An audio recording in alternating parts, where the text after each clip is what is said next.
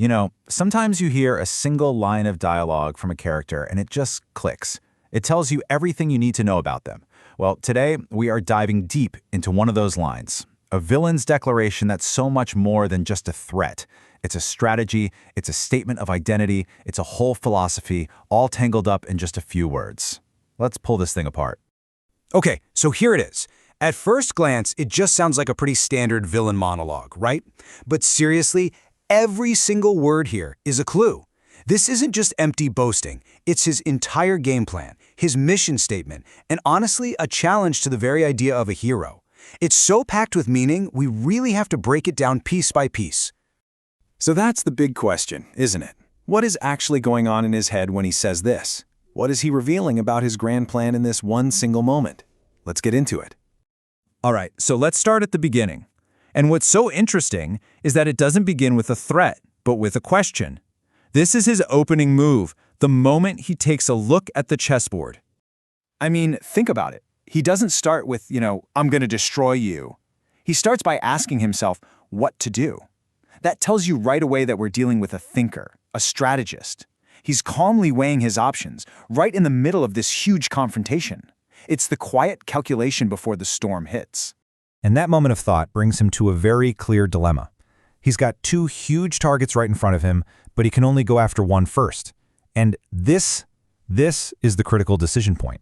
So you've got option A, the big, symbolic win. Take out the world's #1 hero. That's the obvious play, right? It would cause total chaos.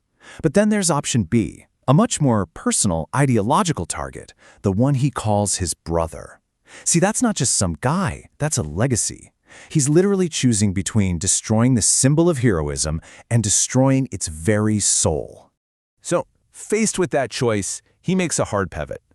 And right there, in that decision, we see what really truly matters to him. His real priority snaps into focus. He just dismisses taking out the top hero, but listen to how he says it. I'll deal with that later. He's not saying it's not important. He's just postponing it.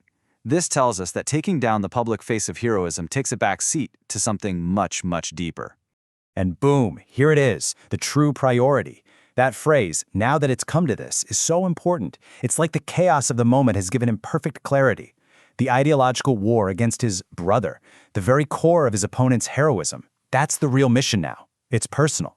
So, the target is locked in, and then he does something incredible. He stops talking about what he's going to do and starts telling us who he is. This is really the heart of the whole declaration. And there it is, the big one. I am the final boss. He's not just playing a role here. He is defining his purpose in this story. He's not just a villain, he is the villain, the final obstacle. He's just fully embracing his narrative destiny. Now, to really get the weight of this, you have to understand the term he uses, rasabosu. This comes straight out of video game culture. The final boss isn't just any bad guy. It's the ultimate test that gives the hero's entire journey meaning. So by calling himself this, he's basically saying that without him, the hero's story is totally incomplete. He sees himself as an essential, necessary part of it all. But wait, he's not done. The statement ends with this final, kind of cryptic twist. And this last little bit might just reveal the deepest, most complicated part of his entire motivation. He talks about the things he can't wipe away. What's that about? He's pointing to the hero's burdens, the trauma, the failures, all the dark stuff that just being a hero can't fix. It's his moment of profound, almost twisted insight into his enemy's limits. And then he drops the other shoe. I'll take care of him over here. What he's saying is that his job, as the final boss, is to absorb all of that. He's going to be the one to deal with all the messy, unresolved problems that the hero is powerless against. It completely reframes his villainy. It's not just about destruction anymore. It's about a twisted kind of resolution. So let's put it all together. You can see the logic, and it's crystal clear. First, he assesses the battlefield. Second, he prioritizes his real enemy over the symbolic one.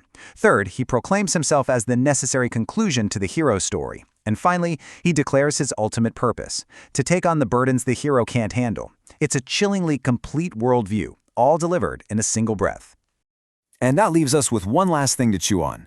When a villain sees themselves not just as some random agent of chaos, but as the story's required ending, what does that really say about how they view heroism itself? Maybe to him, a hero is only as great as the final boss they overcome. Definitely something to think about.